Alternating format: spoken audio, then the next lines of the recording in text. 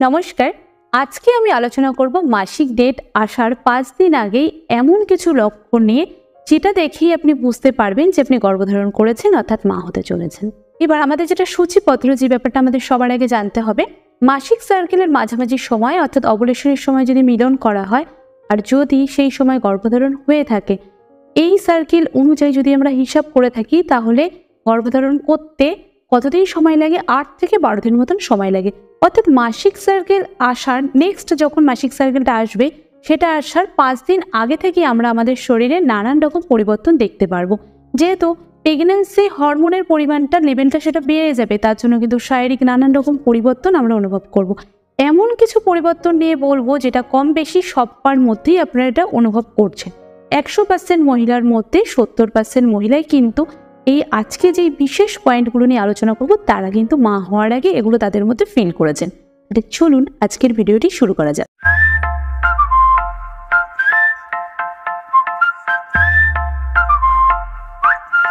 প্রথমত যে পয়েন্টটি সেটা কিন্তু অনেকেই আপনারা অনেকের মধ্যে দেখতে পাচ্ছেন, সেটা হলো স্রাবের পরিমাণ বৃদ্ধি পাচ্ছে। ডিম্পুর স্ফুটনের পর কিন্তু স্রাব নিঃসৃত হতে থাকে। অনেকে বলেন যে আমরা ওভুলেশনের সময় এই স্রাবটা দেখতে পাই না। এবার যদি আপনি গর্ভধারণ করে থাকেন, ওভুলেশনের পর আপনার বেশ কিছুদিন 8 থেকে 12 দিনের মাথায় এই যে স্রাবটা নিঃসৃত হচ্ছে এটার পরিমাণটা বাড়তে থাকবে। কোন সময় বলুন তো? মাসিক ডেট আসার 5 দিন আগের থেকে এটা আরও বৃদ্ধি পেতে থাকবে। স্রাবটা হবে আঠালো, একদম পাতলা পিচ্ছিল ধরনের। এতে কিন্তু কোনো কুটু বা বাজে দুর্গন্ধ থাকবে না। এর জন্য কোনো ইচিং বা র্যাশেস ভাবও কিন্তু আপনি আপনার মধ্যে লক্ষ্য করবেন না। এবার আরও একটি যে গুরুত্বপূর্ণ পয়েন্ট সেটা হলো ওভুলেশনের পর কিন্তু অনেকের মধ্যে ফিল করেন যে টেম্পারেচারটা যেন বাড়তে রয়েছে বা জ্বর একটা অনুভব করছেন, কোনো হাঁচি নেই, কাশি নেই। এর জন্য কিন্তু আপনাকে কোনো মেডিসিনও নিতে হচ্ছে না। এবার এটা কেন হচ্ছে? যেহেতু প্রেগন্যান্সি হরমোন তো বৃদ্ধি পাচ্ছে, তার পাশাপাশি কিন্তু প্রজেস্টেরন হরমোন বৃদ্ধির কারণেই কিন্তু এই যে মাসিক ডেট আসার 5 দিন আগে বা তারও বেশ কিছুদিন আগে থেকে কিন্তু টেম্পারেচারটা ধীরে ধীরে বাড়তে থাকবে। এটা চলতে পারে টানা 1 থেকে 2 সপ্তাহ পর্যন্ত। এবার আরেকটি বিশেষ লক্ষণ নিয়ে জানবো, পেট ফুলে যাও। এটা কেন হচ্ছে? ভীষণ পরিমাণে পেটটা ফুলে যাচ্ছে। আপনার মাসিক সার্কেলের 22 বা 23তম দিনে আপনি গিয়ে দেখছেন যে পেটটা ভীষণ আকারে ফুলে যাচ্ছে, কিছু খেলেই গ্যাস হচ্ছে। এবার এটা কেন হচ্ছে এই নিয়ে আপনি খুব চিন্তায় পড়ে যাচ্ছেন। হালকা কোনো খাবার খেলেও হচ্ছে বা ভারী আপনি হয়তো কোনো রিচ খাবার খাচ্ছেন তার ফলেও কিন্তু হচ্ছে।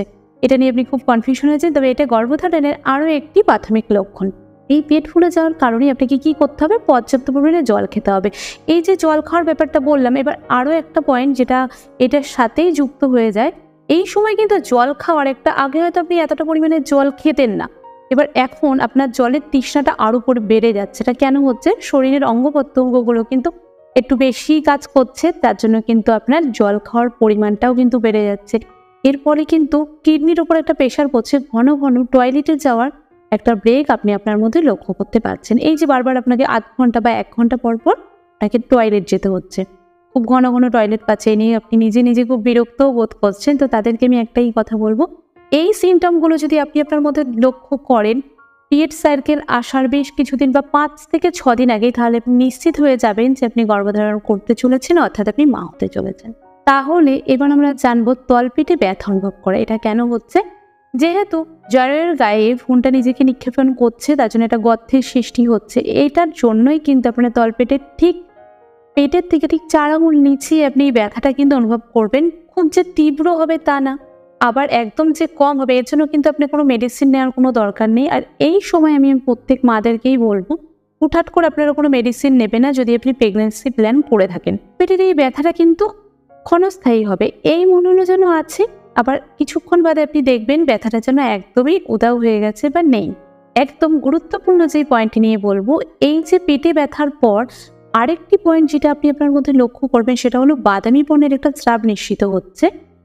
তার সাথে কিন্তু 1-2 ফোঁটা আপনি রক্ত অনুভব করবেন বা অনুভব করা না, ঠিক দেখতে পাবেন প্যান্টির মধ্যে লেগে আছে। এর জন্য কোনো আপনাকে প্যাড ইউজ করতে হচ্ছে না।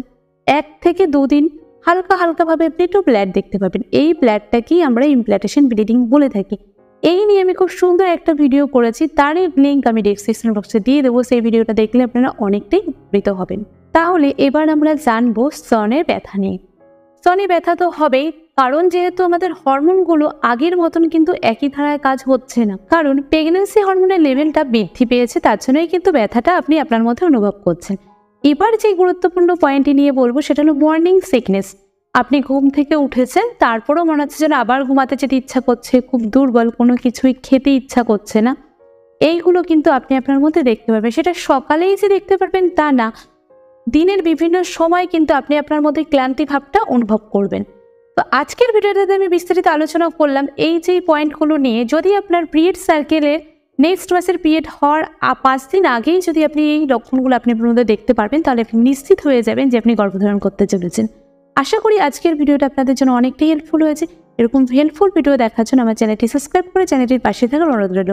সবাই ভালো থাকবেন, সুস্থ থাকবেন। নমস্কার।